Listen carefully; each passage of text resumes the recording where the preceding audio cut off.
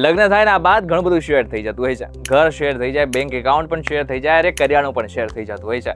પરંતુ જ્યારે વાત આવે મ્યુચ્યુઅલ ફંડમાં ઇન્વેસ્ટમેન્ટની, ત્યારે ઘણા બધા દંપતીને એક પ્રશ્ન થતો હોય છે કે અલગ અલગ એકાઉન્ટ ખોલાવીને અલગ અલગ ઇન્વેસ્ટમેન્ટ કરવું જોઈએ કે બંનેનું ભેગું મળાવીને એક જ ઇન્વેસ્ટમેન્ટ કરવું જોઈએ.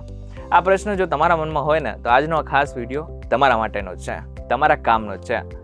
આજના વિડીયોમાં જાણીશું કે ખરેખર કઈ રીતે ઇન્વેસ્ટમેન્ટ કરો, કઈ રીતે એસઆઈપી કરો કે જેનાથી બંનેને ફાયદો થાય. આ ફાયદો જો તમારે જાણવો હોય તો ધ્યાનથી સાંભળજો. હું તમને એક વાત કહું.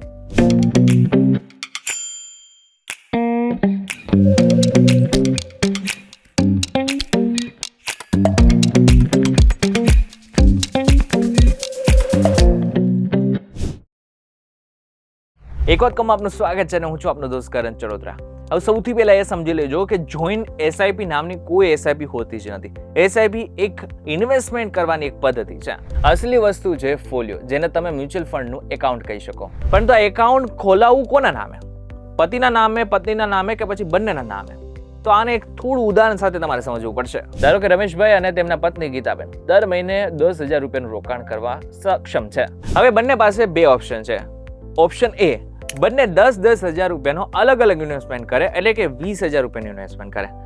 ઓપ્શન બી એ છે કે બંને એક જ એકાઉન્ટની અંદર 20,000 રૂપિયાનું ઇન્વેસ્ટમેન્ટ કરે. જો બંને કિસ્સામાં સ્કીમ સરખી હોય અને વળતર પણ સરખું મળે તો 15 કે 20 વર્ષ પછી બંને ઓપ્શનમાં મળનારી કુલ રકમ એકદમ સરખી જ હશે. કમ્પાઉન્ડિંગના ગણિત મુજબ સાથે રોકાણ કરવાથી એક પણ રૂપિયો વધારે મળતો નથી. બીજો, ટેક્સ બચાવવાનો જે સિક્રેટ છે ને એ ઘણા બધા લોકોને આજે પણ નથી ખબર. સરકારી નિયમ મુજબ મ્યુચ્યુઅલ ફંડના નફા પર ટેક્સ લાગે છે, જેને long term capital gain tax કહેવામાં આવે છે.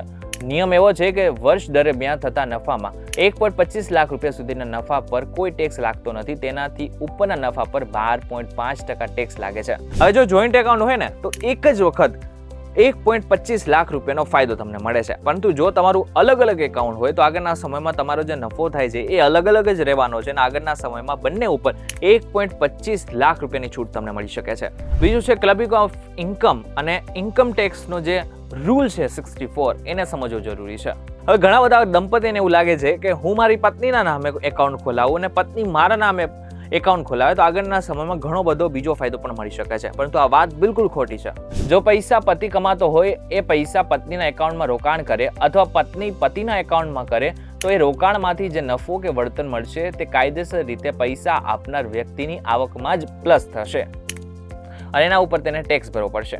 હવે આનાથી પણ વિશેષ ઓપરેશન અને મેનેજમેન્ટની જે વ્યવસ્થા છે એને બહુ જ ઇઝી કરી નાખે છે. જ્યારે બંનેના એકાઉન્ટ અલગ હોય ત્યારે ટેક્સ રિટર્ન એટલે કે આઈટીઆર ફાઇલ કરતી વખતે સહેજ પણ ગૂંચવણ થતી નથી. કોની કમાણી ક્યાં ગઈ તે એકદમ ક્રિસ્ટલ ક્લિયર રહે છે.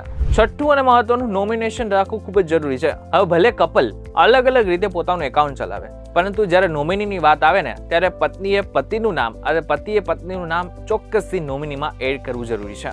જો કોઈ કપલ એમ જ ઈચ્છે કે અમારે જોઈન્ટ જ એકાઉન્ટ ખોલાવવું છે તો એકાઉન્ટ ખોલાવતી વખતે ઓપરેશન મોડમાં જોઈન્ટ રાખવાને બદલે એનીવન ઓર સર્વાઈવર રાખવું જરૂરી છે. તેનાથી ટ્રાન્ઝેક્શન કરતી વખતે દર વખતે બંનેની સહીની જરૂર ના પડે. તો આનો નિષ્કર્ષ શું છે? આગળના સમયમાં જો તમારે ખરેખર એસઆઈપી ખોલાવી છે, એસઆઈપી સ્ટાર્ટ કરવી છે તો જોઈન્ટ ખોલાવાને બદલે તમે આરામથી અલગ અલગ બનાવી શકો છો, અલગ અલગ ઇન્વેસ્ટમેન્ટ કરી શકો છો, જેનાથી તમને જ આગળના સમયમાં ટેક્સથી લઈને ઘણા બધા ફાયદાઓ થઈ શકે છે.